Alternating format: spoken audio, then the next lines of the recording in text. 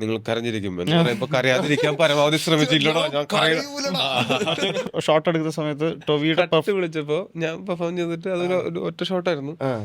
അതിപ്പോ സിനിമയിൽ വരുമ്പോൾ എഡിറ്റ് ചെയ്തിട്ടൊക്കെ വരാം. അപ്പൊ അന്ന് നമ്മളെല്ലാവരും അങ്ങനത്തെ ഒരു മൂഡിലാണ് ഇരിക്കണേ. അത് ഫുള്ളായിട്ട് ഞാൻ പെർഫോം ചെയ്തപ്പോഴത്തേക്കും അനുരാജ് കട്ട് വിളിച്ചപ്പോ പോയി എടറിപ്പോയി ശബ്ദം. വെള്ളിയല്ല, കരച്ചിലോട് കൂടിയിട്ട് എടറിയിട്ടാണ്. നമുക്ക് കരച്ചിൽ പുറത്തുവരാൻ പറ്റാത്തൊരു സംവിധാനം ഉണ്ടാവില്ല. അത് എന്നെ സംബന്ധിച്ചിടത്തോളം അത് ഭയങ്കര അച്ചീവ്മെന്റാ.